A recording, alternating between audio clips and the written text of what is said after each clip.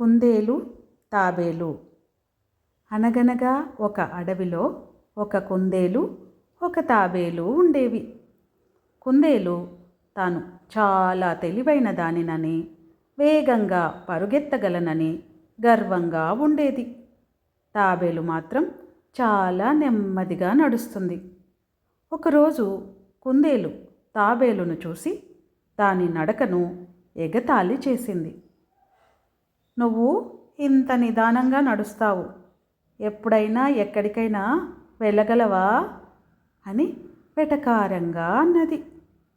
ఇంకా అంతటితో ఆగక, నాతో పరుగు పందెం వేస్తే నిన్ను సులువుగా ఓడిస్తాను అని చెప్పింది.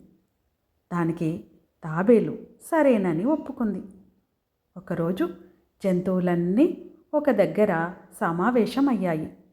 తాబేలుకి కుందేలుకి పరుగు పందెం పెట్టారు. కుందేలు నేనే గెలుస్తానని గర్వంగా ఉంది.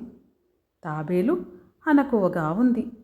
రెండు గీత మీద నిలుచున్నాయి. పందెం ప్రారంభమైంది. జంతువులన్నీ ఎవరు నెగ్గుతారా అని చాలా కుతూహలంగా చూడసాగాయి. పందెం మొదలైంది. కుందేలు తన వేగంతో క్షణకాలంలో దూసుకుపోయి చాలా దూరం వెళ్ళిపోయింది. తాబేలు మాత్రం చాలా నెమ్మదిగా తన ప్రయత్నాన్ని ఆపకుండా అడుగులో అడుగు వేసుకుంటూ ముందుకు సాగింది.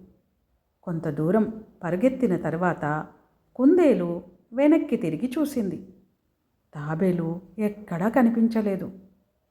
అరే, తాబేలు ఇక్కడికి చేరుకోవడానికి చాలా సమయం పడుతుంది.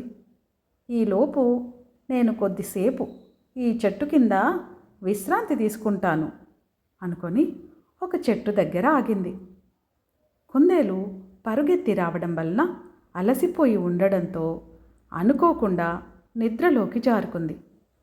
తాబేలు మాత్రం ఆగకుండా మెల్లిగా అడుగులో అడుగు వేసుకుంటూ తన ప్రయాణాన్ని సాగించింది. కొంతసేపటికి మధ్యలో చెట్టు కింద నిద్రిస్తున్న కుందేలును చూసింది. కుందేలును దాటుకొని వెళ్ళింది. గాఢ నిద్రలోకి జారుకున్న కుందేలు చాలా సమయం తర్వాత లేచి చూసింది. అప్పటికే తాబేలు పందెంలో గెలిచే గమ్యస్థానాన్ని చేరుకోబోతోంది.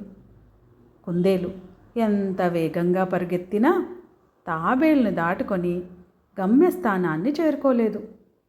నిదానంగా ఆగకుండా వెళ్ళిన తాబేలు గమ్యస్థానం చేరుకుంది. గర్వంతో ఉన్న కుందేలు ఓడిపోయింది. నిరంతరం శ్రమించిన తాబేలు గెలిచింది. జంతువులన్నీ తాబేలుని అభినందించాయి. ఇదండి కథ. ఎలాంటి పరిస్థితులలోనూ ఎవరి శక్తిని తక్కువగా అంచనా వేయకూడదు. నిదానమే ప్రధానము. నిలకడగా సాగేవాడే విజయం సాధిస్తాడు. అతి విశ్వాసం ఎప్పుడూ ప్రమాదకరం అని ఈ కథలోని నీతి.